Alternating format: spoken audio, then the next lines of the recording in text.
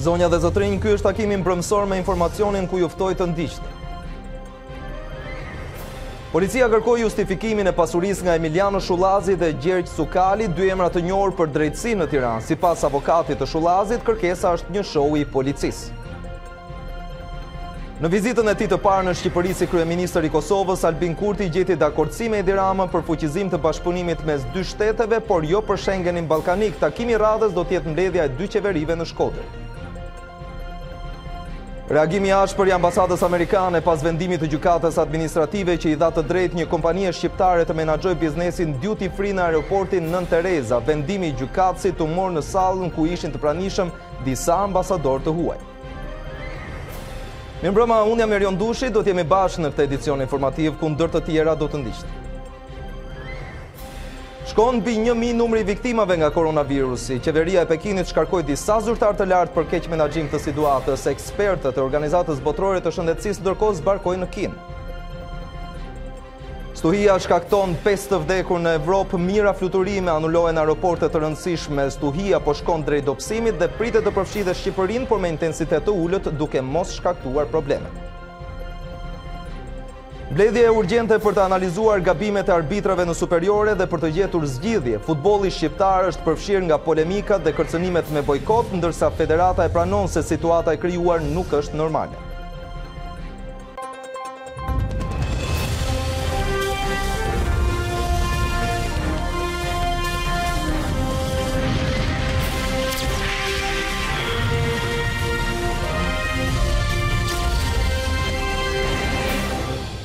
Në plan të parë, kronika. Emiliano Shullazi dhe Gjergj Sukali janë dy emra të cilët duhet të justifikojnë pasurinë e tyre brenda 48 orëve. Operacioni Forca e Ligjit njoftoi këto dy personazhe të njohur të botës së krimit, nisur pikërisht nga akuzat që rëndojnë mbi ta. Emiliano Shullazi dhe Gjergj Sukali janë personat e 12 dhe 13 në listën e OFL-s që duhet të plotësojnë formularin e deklarimit pasurisë. Zëdhënësja e operacionit të Forcës së Ligjit bëri publike vijimin e aksionit. OFL u ka dërguar kërkesat për vetë deklarim të pasurisë shtetasve. ESH me banim në Tiranë, i cili aktualisht ndodhet i paraburgosur, pasi ndaj tij po zhvillohet gjykimi për veprat penale, shtrëngimi me anë të kanosjes ose dhunës për dhënien e pasurisë, grup i strukturuar kriminal dhe kryerja e veprave penale nga organizata kriminale dhe grupi i strukturuar kriminal. GC me banim në Tiranë, pasi në vitin 2006, gjykata e rrethit Tiranë e ka dënuar me 10 vite burg për veprën penale, rrëmbimi ose mbajtja peng e personit. Përfaqësuesja e OFL-s shtoi se përgjigjet e marra do t'i dërgohen SPAK për veprime të mëtejshme. Sipas saj, deri më tani janë sekuestruar 6 banesa, një vil afro 2000 metra truall e tjerë. Avokati i Emiliano Shullazit, Vladimir Meqi, ka konsideruar një show kërkesën e operacionit Forca e Ligjit kundrejt klientit të tij për deklarim pasurie. Pasuria e klientit tim ka kaluar sitën e ligjit antimafia dhe ai nuk ka rezultuar me pasuri të palishme, produkti ndonjë vepre penale apo të pajustifikuar nga burime të lishme, thuaj në reagimin e avokatit. Sipas tij, kërkesa e OFL për deklarim pasurie nga Shullazi është ndikim i hapur dhe i palishëm në procesin që po zhvillohet ndaj tij në apelin e gjykatës së posaçme, por në përfundim, avokati garanton se klienti i tij nuk kishte gjë për të fshehur dhe se do t'i përgjigjej Forcës së Ligjit. Pasuritë që janë sekuestruar krimit të organizuar mund të shndërrohen në qendrat çlodhjeje për policët e burgjeve. Ky ishte një ndër propozimet e sindikatës së policisë së burgjeve, të cilët në Komisionin e Sigurisë folën edhe për kushtet e vështira të punës. Ndonë se policëve të burgjeve u është premtuar barazimi pagave me ato të policisë së shtetit, duket se problematikat në këtë sektor janë të shumta. Ndaj Komisioni Sigurisë priti përfaqësues të sindikatës për të dhënë mendimet e tyre në hartimin e projekt ligjit. Fillimisht, avokati renditi mes të tjerave shqetësimet për periudhën e provës dhe largimin nga radhët e policisë së burgjeve. Periudha e provës nuk mund të caktohet në afatin për një viti, pasi kjo bie ndesh me dispozitat e kodit punës, i cili njeh si afatin 3 mujor si kohë prove. Ndërsa masa disiplinare largim nga policia e burgjeve duhet të jetë vetëm kur punonjësi i policisë burgjeve dënohet në vendim të formës prerë për kryerjen e veprave penale. Mëtej, kreu i sindikatës dha disa propozime konkrete për të përmirësuar punën në terren të mira efektive. Ligjore që në pjesa aseteve kriminale të konfiskuara nga elementet e dënuar për vepra penale të krimit të organizuar, të tilla si rezorte apo hotele turistike t'i kalojnë në pakundër shpërblim drejtorisë së përgjithshme të burgjeve me qëllim për të përdorur nga policia e burgjeve dhe administrata si struktura rekreacioni apo qendra trajnimesh. Në këtu të shtohet edhe mjetet, nuk ka mjete policia e burgjeve. Imagjinoni që në Korçë ka mjetet të vitit 70. Për çfarë sigurie flasim për punojësin? Ose të burgosurin VIP, si e çon në gjykat me një mjet që s'ka starka.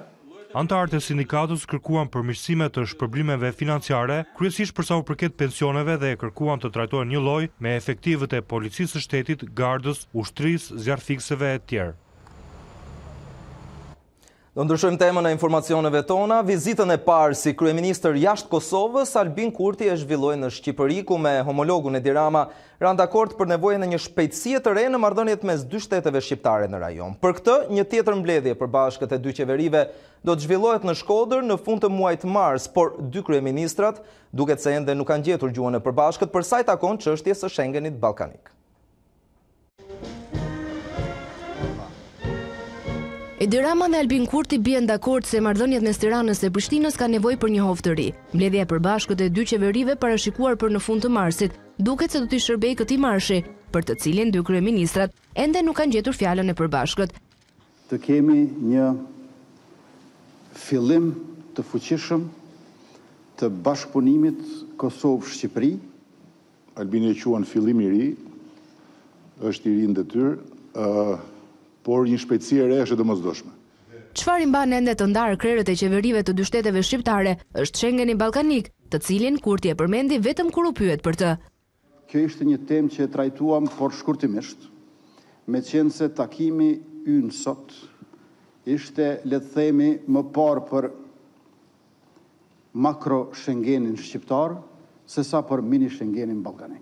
Unë besoj që s'ka makro Schengen shqiptar pa mini Schengen ballkanik, edhe pse kjo fjala mini e përsëris nuk e di kush ja vuri, po unë edhe për shkak të gjatësisë duke jam i prirur të bëj gjëra mini. Agenda e ndali kryeministrin Kurti edhe në presidencë. Sipas metës, ekzekutivi i ri i Prishtinës ka shansin të kthehet në shembull të mirë qeverisjes, ndërsa vuri theksin dhe të marrëdhëniet dypalëshe.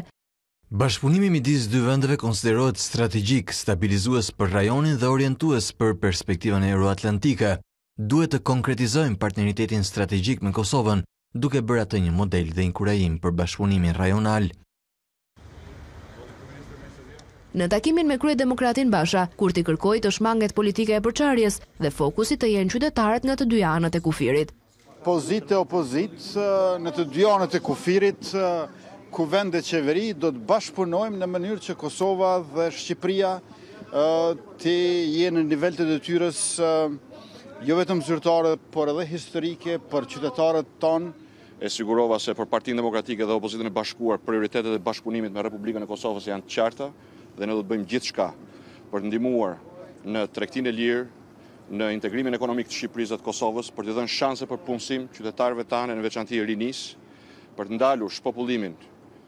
Nga Lulzim Basha, Albin Kurti u largua me një shtrëngim duarsh, gjë që nuk u pa në konferencën me homologun Rama. Vonesa në takimin me këtë të fundit dhe agenda që e priste në Prishtinë detyroi kryeministrin e Kosovës të anullonte vizitën në zyrën e kryebashkiakut Veliaj. Dhe vizita e zotit Kurti në vendin tonë do t'jetë temë e bisedës, pasi në studio kam në këtë moment profesorin Enver Bytyçi, është një njohës dhe një studiues i politikës, por mbi gjitha dhe historisë kosovare, mbi gjitha diplomacisë së saj, ide të cilat do t'i ndajmë bashkarisht. Zoti Bytyçi, faleminderit që pranuat ftesën dhe që jeni me mua. Dalemi që në fillim kemi të bëjmë me një hapje, vizita e parë e Albin Kurtit si kryeministër. Ai kërkon ndoshta për të forcuar pozitat e tij, kërkon një nisje të re, por nga ana tjetër korrigjohet nga kryeministri Rama duke sjellë në vëmendje edhe takimet e mëparshme kur thot një shpejtësi të re. Bëhet e gjitha para takimit që është lënë për në muajin mars. Vizita e kryeministrit të Kosovës, zotit Kurti, është vërtet një ngjarje sepse zoti Kurti ka sjell një risi të re, ka sjell një zhvillim, madje do të thosha ka sjell, nëse do ta perceptojmë kështu, spaku ndryshimin që ka ndodhur në Kosovë, ka sjell një përmbysje të konceptit të qeverisjes në institucionet e Prishtinës. Unë besoj që kjo vizitë është një ogur i mirë për marrëdhëniet dypalshe, është një simbol dhe një sinjal shumë i rëndësishëm që kryeministri dhe qeveria e Kosovës janë të gatshëm të zhvillojnë marrëdhënie të ngushta me Shqipërinë, dhe sepse mund të ndodhte që Kosova të mos donte të zhvillonte marrëdhënie të ngushta me Shqipërinë, ashtu siç po ndodh tani që Shqipëria në perceptimin tim nuk dëshiron të ketë marrëdhënie shumë të ngushta me Kosovën.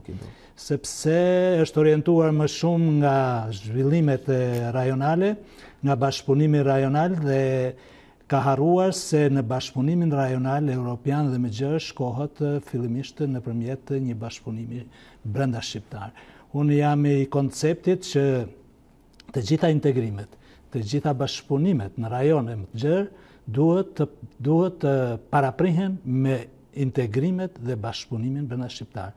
Kjo për arsye se bashkëpunimi dhe integrimi brenda shqiptar nuk kërcënon paqen, sigurinë dhe stabilitetin në rajon.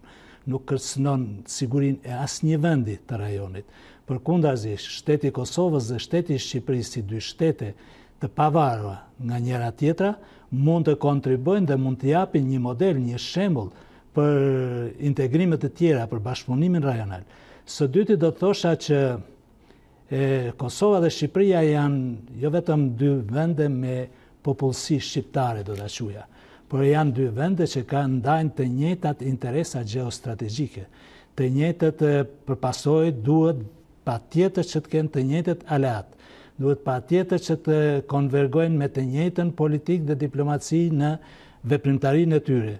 Dhe nëse i qëndrojmë këtij koncepti, do të thosha që orientimi i qeverisë shqiptare duhet të ishte ndryshe nga ajo çfarë është sot, sepse ne shohim që me iniciativa të tilla si mini Schengeni apo Jugoslavia e re më parë, politika shqiptare, politika e qeverisë shqiptare, politika dhe diplomacia e kryeministit shqiptar, diplomacia shqiptare në përgjithësi është orientuar nga një bashkëpunim pa kushte dhe në dëm të Kosovës me Beogradin.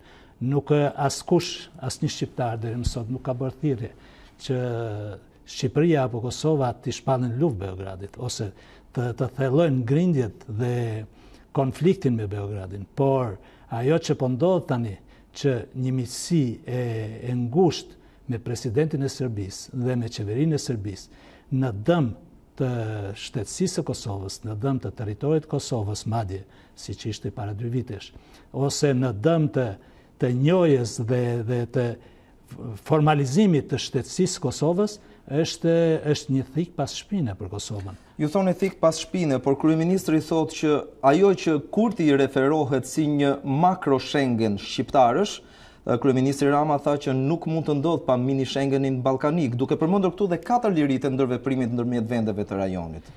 Në një koment timin që kam shkruar dje dhe është botuar sot herët në mëngjes në mediat e Kosovës, kam përmend që zoti Rama do ta kushtëzoj çdo iniciativë të bashkëpunimit midis Kosovës dhe Shqipërisë, cilën do ta propozonte Kurti, do ta kushtëzoj me mini Schengenin, sepse zoti Rama është në një pozicion që kërkon me çdo kusht të imponohet politikës Kosovës me qëllim që të realizohen disa projekte për të cilat ai beson ndoshta se janë projekte pozitive, por që në realisht ato janë projekte të Serbisë dhe jo thjesht janë të këqija se janë projekte të Serbisë, por çdo projekt serb në rajon synon izolimin e Kosovës dhe zhbërjen e Kosovës. Dhe zoti Rama është aq i zgjuar që të kuptojë që politika serbe ka këtë synim me iniciativat rajonale të veta, por është çështje e tij përse ai i mbështet iniciativat e Beogradit dhe nuk dëgjon dhe nuk konsultohet asnjëherë me institucionet e Prishtinës. Zoti Kurti është një personalitet i cili ka dëshmuar se e njeh diplomacinë, e njeh politikën e jashtme, e njeh problematikat dhe plagët e Kosovës dhe përpasoj është një nga njerëzit cilin edhe nëse nuk do ta kishte, duhet ta kërkoje për të konsultuar me të. Po kështu vjosa Osmanin. Zoti Rama i shpërfill të gjithë këta, sepse me sa shofun edhe nga gjuha e mimikës, edhe nga gjuha e artikulacionit, dhe nga gjithçka tjetër, me sa shoh, kemi një kryeministër që është mirë, me marrëdhënie të ngushta dhe të ngrohta me presidentin e Serbisë dhe i ftoftë, i akullt me njerëzit me të cilët ai duhet të jetë i ngrohtë. Dhe faktikisht ndoshta u duk një far tensioni edhe gjatë konferencës së përbashkët për shtypje ditës së sotme. Zoti Rama e quajti i ri në detyrë kur vjen puna edhe tek çështja e mini Schengenit, por gjithashtu dhe zgjerimi i bashkëpunimit për sa i takon vendeve shqiptare në rajon. Mos ndoshta është një thumbim i kryeministrit për zotin Kurti? Mini Schengeni nuk është thumbim për zotin Kurti, është strategji dhe politike zotit Rama e njësuar me politikën e Beogradit. Për këtë kam bindje të plot. Nga gjithë zhvillimet që kanë ndodhur edhe më përpara. Ndërsa etiketimi si i ri ose si në aspektet tjera të diskursit midis të dyve është një do të thosha një smundje e kryeministrit Shqipërisë, i cili me metodika të tilla kërkon të tërheqë vëmendjen dhe kërkon të ruajë superioritetin e tij mbi homologët e tjerë, madje në një moment tentoi të kapte edhe dorën me qëllim për të thënë që unë jam vllai i madh dhe ju mund t'ju marr për dorë dhe t'ju çoj atje ku dua unë t'ju çoj. Por Albin Kurti është i kujdesshëm, është i vendosur, me sa shikoj, dhe nëse ai do të vazhdoj të jetë i vendosur në pikpamje dhe principet e veta për të ruajtur dhe mbrojtur interesin e Kosovës, kjo do të jetë fat i mirë për Kosovën. Dhe me qenë se jemi te Kosova, zoti Bytyçi, ju keni pasur një qëndrim në lidhje me heqjen e taksës 100%, një kërkesë që tani më edhe ndërkombëtare kundrejt Kosovës dhe zëvendësimin e saj me reciprocitet. Si e shihni ju këtë kalim? E vërteta është se taksa ka luajtur një rol të rëndësishëm, madje një rol vendimtar në mbrojtjen e territorit të Kosovës. Merita e qeverisë së kaluar për taksën është një meritë e jashtëzakonshme, ashtu si edhe formimi i ushtrisë dhe ligji për trepçen. Por unë do doja që taksa të ishte në fuqi. Presioni ndërkombëtar është shumë i madh. Zoti Kurti e ka formuluar qëndrimin e tij së bashku me Lidhjen Demokratike të Kosovës nëpërmjet reciprocitetit. Reciprociteti i Kosovës me Serbinë është i pamundur. Është teorikisht mund të perceptohet nga njerëzit, por praktikisht është i pamundur të zbatohet, sepse Kosova nuk është shtet. Por edhe sikur të ishte shtet, fuqia ekonomike, politike dhe ushtarake dhe në aspektet tjera e Serbisë është aq e madhe sa që një reciprocitet i Kosovës nuk mund t'i përgjigjet fuqisë së Serbisë. Reciprociteti konsiderohet i dobishëm ndërmjet vendeve të cilat kanë një fuqi ushtarake dhe politike, ekonomike, afërsisht të ekuilibruar me njëra tjetrën. Në rastin e Kosovës dhe Serbisë, unë nuk jam skeptik dhe nuk besoj që mund të funksionojë reciprociteti. Ajo çfarë mund të funksionojë është që me një marrëveshje ndërkombëtare paraprake të nënshkruar nga të dy palët dhe me garanci nga Shtetet Bashkuara të Amerikës dhe Bashkimi Evropian, ka të bëjë me faktin që Beogradi të pranojë të heqë dorë nga diversioni i saj dhe nga përpjekjet e saj për të zhbërë shtetin e Kosovës. Çka do të thotë njohja e shtetit Kosovës de facto, por nuk do të thoja që mund të kërkojë njohja de jure për të heqë taksën.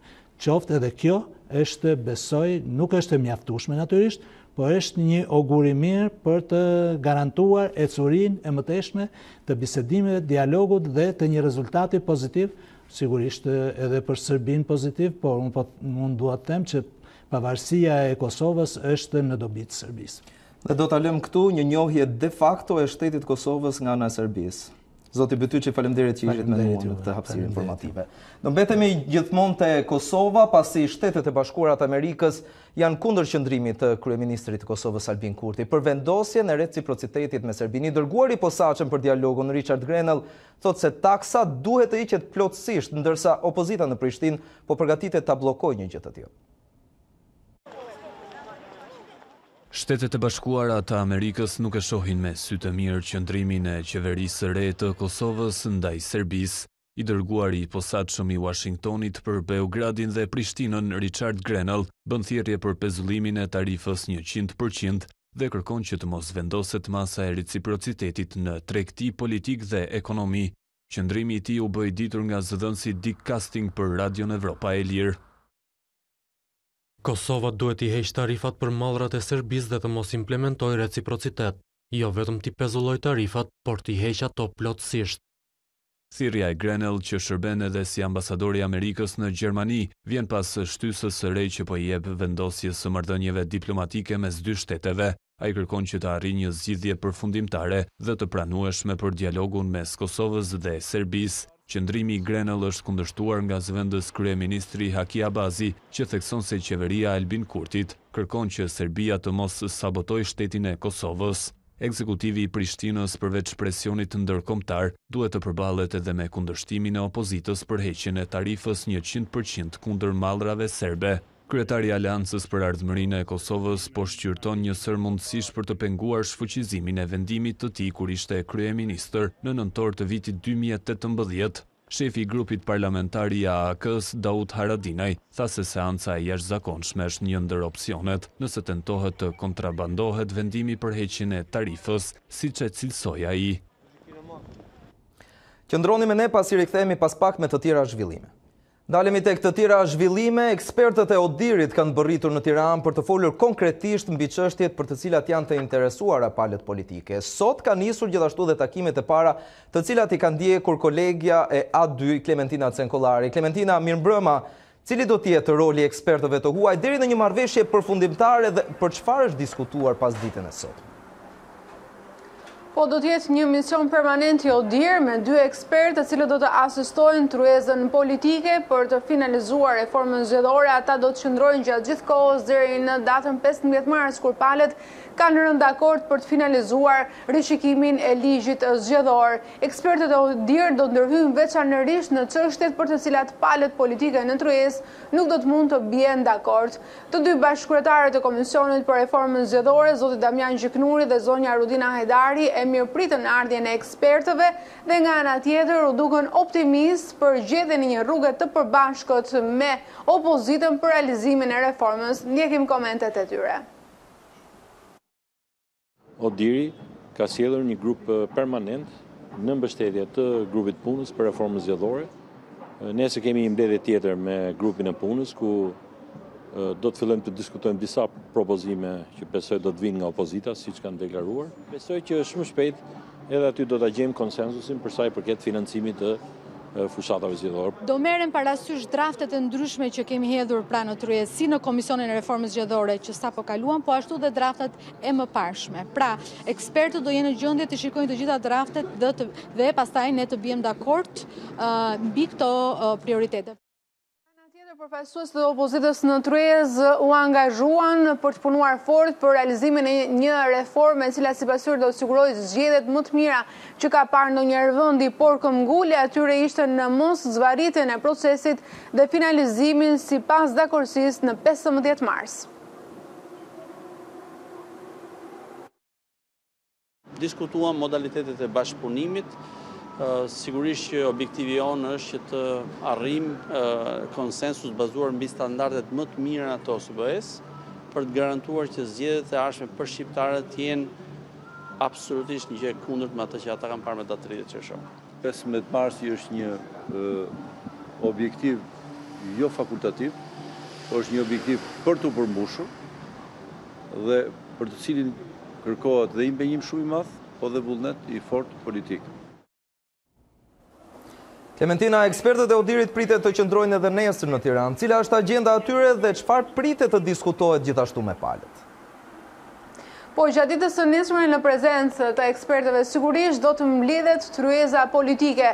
Gjatë kësaj periudhe që nga vendosja e metodologjisë së punës së tryezës, palët kanë punuar intensivisht për 2 prej çështjeve kryesore që referohen ndarjes së politikës nga krimi dhe çështjeve që lidhen me rekomandimet e OSBE-Odir. Dhe nesër mund të themi që nis realisht puna e aktorëve politik dhe ekipit të ekspertëve për të rishikuar ligjin zgjedhor. Deri më tani palët kanë qenë hermetike sa i përket përmbajtjes së propozimeve të tyre dhe gjithçka pritet të zbulohet rreth mesditës kur është edhe parashikuar takimi i tryezës politike dhe i ekspertëve.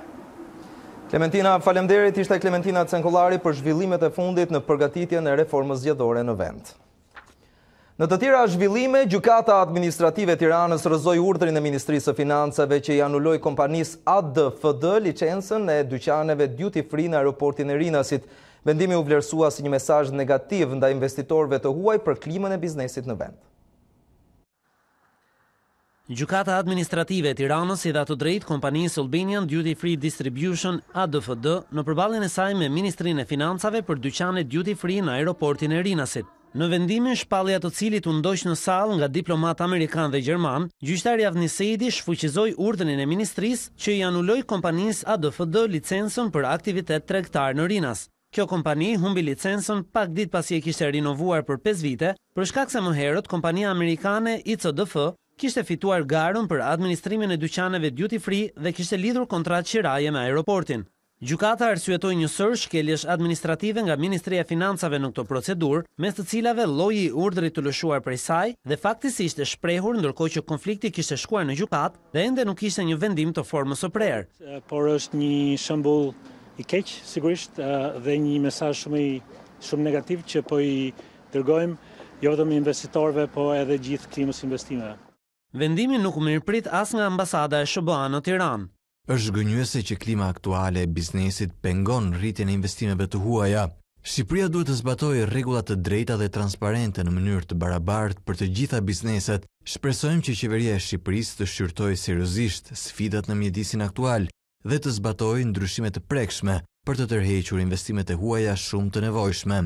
Para se të largohej nga salla pas shpalljes së vendimit, gjyqtari Seidi u tha të pranishmëve: kur të merrni vendimin e arsyetuar, lexojeni me kujdes. Do ta kuptoni se ku fle lepuri.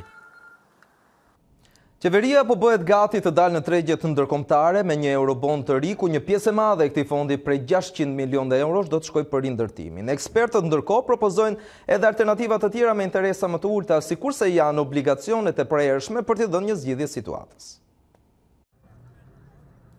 Qeveria do të dalë në tregje ndërkombëtare me një eurobond të ri prej 600 milion euro. Për ekspertin e tregjeve financiare Elvin Meka, pjesa më e madhe e fondit do të shkojë në funksion të rindërtimit, ndërsa një pjesë për të shlyer borxhin e vjetër. Sipas tij, një maturim 10 vjeçar do të shmangte një tjetër eurobond në të ardhmen. Borxhit mos shkojë drejt limiteve të sipërme, nuk duhet kalohet shifra 3%. Çka në farë mënyre e lehtëson më vërtemi edhe barrën e shërbimit të këtij borxhi shtesë, të llogaritur që do të një borxh rreth i gjatë, pra 7 ose 10 vjet, optimalisht dhe e mira do ishte 10 vjeçar, pra për të mos pasur nevojën e ridaljes së shpeshtë në treg.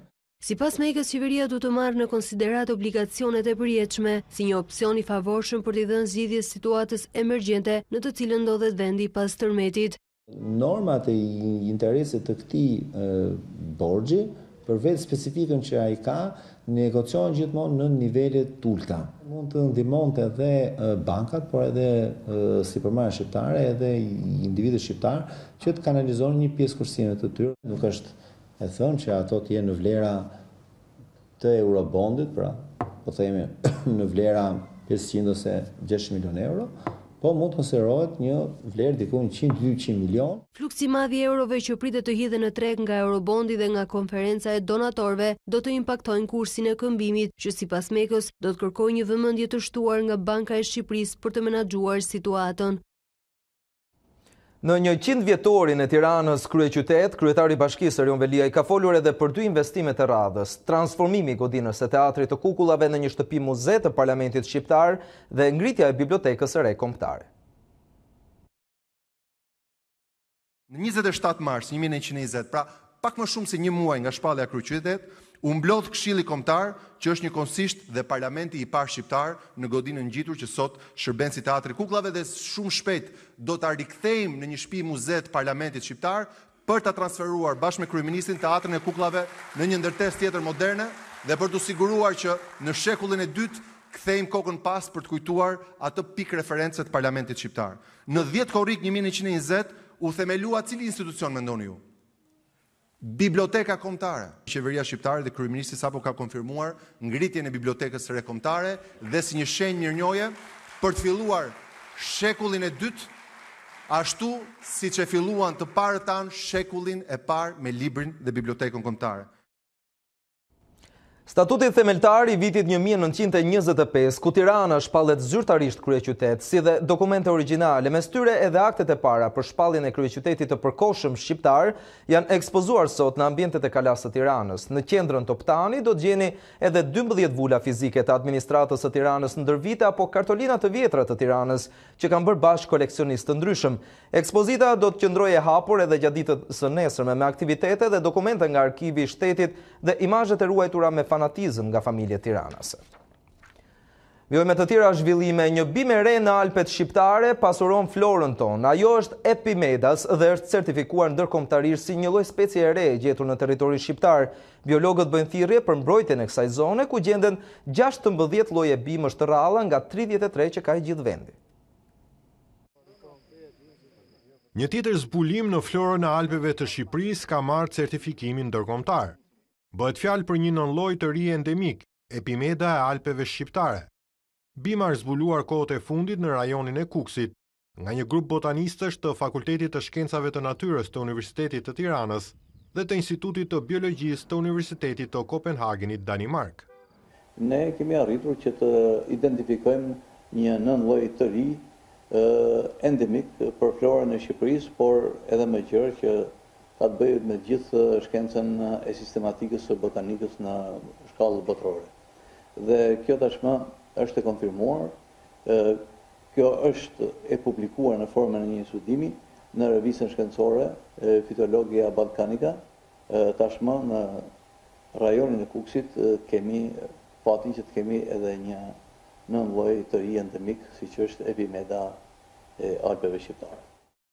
Specialisti i florës tregon se rajoni i Kuksit është unik sa i përket brezave të rrallë endemik, të cilët kërkojnë vëmendje për të mos u shkatruar. Sipas biologut Besnik Hallaçi, në masivet pyjore të Kuksit janë të pranishme 16 lloje bimësh endemike, nga 33 të evidentuara në shkallë vendi. Rëndohet bilanci i viktimave nga koronavirusi në Kinë, ndërsa autoritetet shkarkuan disa zyrtarë të provincës Hubei për shkak të keq menaxhimit të situatës. Në total numërohen mbi 1000 viktima, ndërkohë që të infektuarit kanë pasur një trend rënës. Koronavirusi nuk ndalet në Kinë, ndërsa numri i viktimave ka shkuar mbi 1000. Qeveria e Pekinit shkarkoi disa zyrtarë të lartë lidhur me menaxhimin e epidemisë. Sekretari i partisë dhe kreu i Komisionit të Shëndetësisë në provincën Hubei, epiqendër e përhapjes së virusit, janë mes atyre që humbën punën, por gjithashtu kjo valë shkarkime shpreku edhe zëvendës drejtorin lokal të kryqit të Kuq, i cili akuzohej për shkelje të shumta gjatë menaxhimit të donacioneve. Vetëm gjatë të hënës 103 persona humbën jetën nga koronavirusi në provincën Hubei, një rekord që çoi numrin e viktimave mbi 1000. Megjithatë, numri i rasteve të reja me të infektuar pësoi një rënje të lehtë me 20%. Në Kinë arriti dhe një grup ekspertësh i Organizatës Botërore të Shëndetësisë, që do të ndihmojë autoritetet në një menaxhim më të mirë të epidemisë. Ne duam të mësojmë më shumë për këtë virus, lidhur me investigimet që janë kryer nga shkencëtarët dhe mjekët kinezë për të kuptuar natyrën e kundërpërgjigjes publike shëndetësore.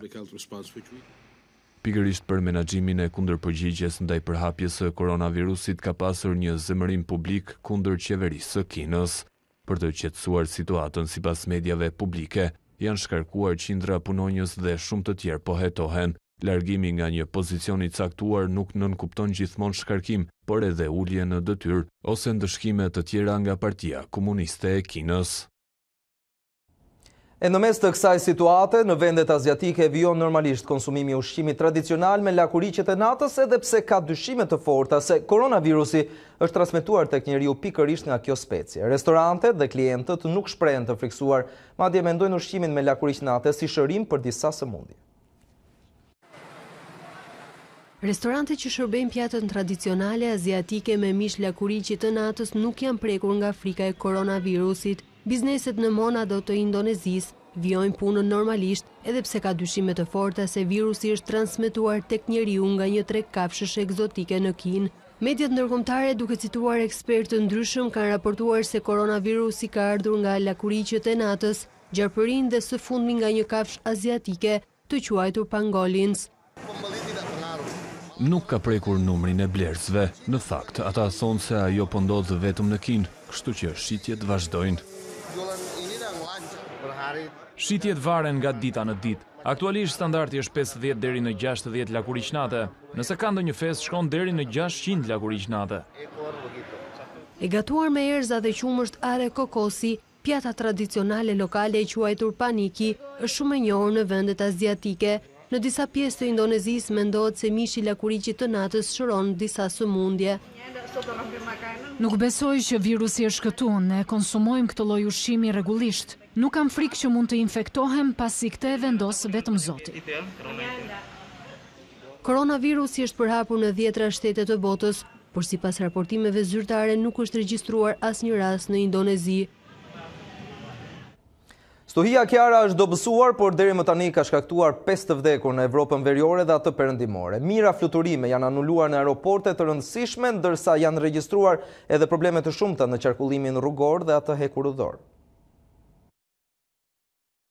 Rrugë të përmbytura, mira fluturime të anulluara, radhë të gjata trafiku, ndërprerje të energjisë elektrike dhe pemë të rrëzuara në rrugë dhe linja treni.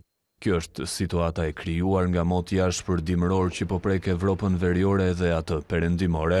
Stuhia Kiara apo Sabin, siç është emërtuar nga shtetet që flasin gjermanisht, u dobësua paksa ndërsa u shpërnda në vende si Belgjika, Britania, Franca, Gjermania dhe Polonia, duke shkaktuar kaos dhe 5 viktima, sipas raportimeve të agjencive ndërkombëtare të lajmeve.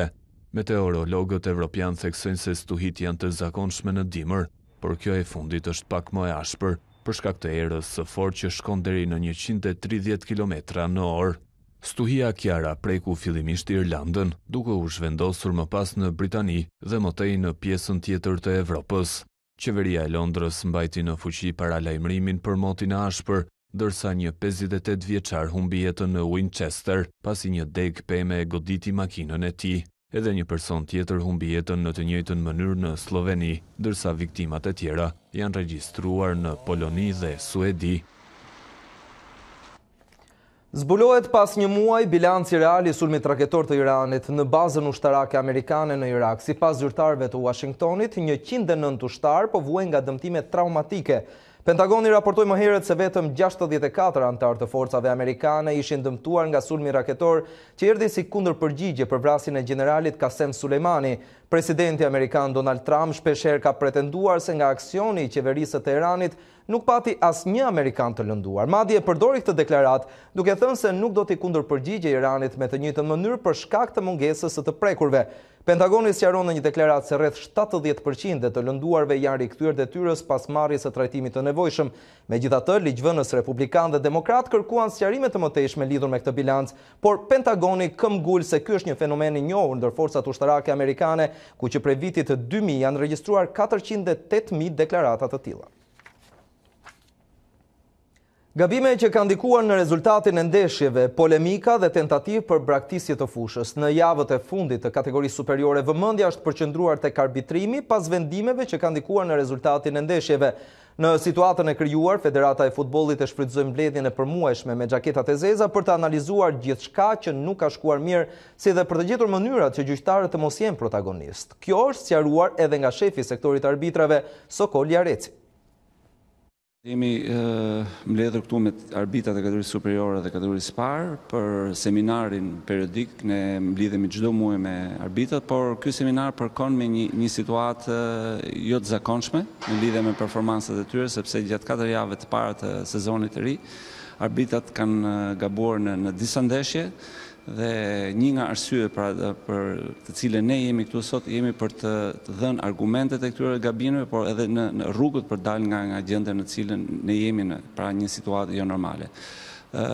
Jemi mbledhur për pjesën teorike, por gjithashtu edhe për pjesën praktike, për të parë argumentat e gabimeve, për dëgjuar arbitrat pse kanë gabuar në situata të ndryshme, por pastaj pjesa jon, pjesa e instruktorëve për dhënë rrugët e daljes, për dhënë ato instrumentet për të pasur një rikthim në performancat normale. Emri Pep Guardiolës së rikthehet si alternativë për stolin e Juventusit. Kampionët e Italisë janë gati të bëjnë shmendurim për trajnerin, duke nisur nga kërkesat ekonomike, duke i dhuruar atij çekun e bardhë e deri tek Mercato, ku emri i parë që do t'i vendoset në dispozicion është pikërisht mbrojtësi i Liverpoolit, Virgil van Dijk.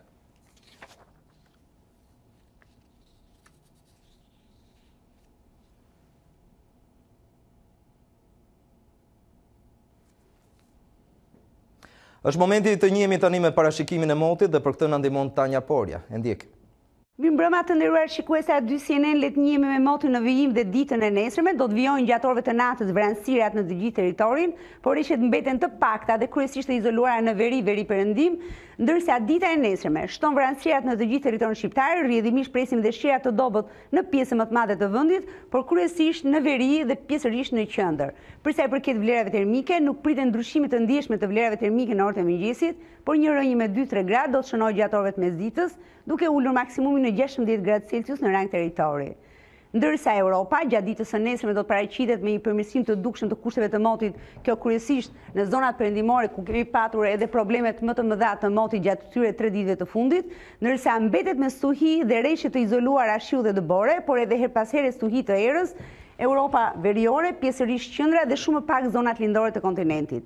Temperaturat nuk do të ndryshojnë ndjeshëm në veri dhe qendër, por ulen lehtë temperaturat në zonat lindore, por edhe në pellgun e mesdheut. Ky është parashikimi i motit për ditën e nesërme këtu në A2 CNN. Bashkë mirupafshim. Dhe ishte gjithçka që kishim përgatitur. Faleminderit që zgjodhët A2 për informimin tuaj dhe natën e mirë.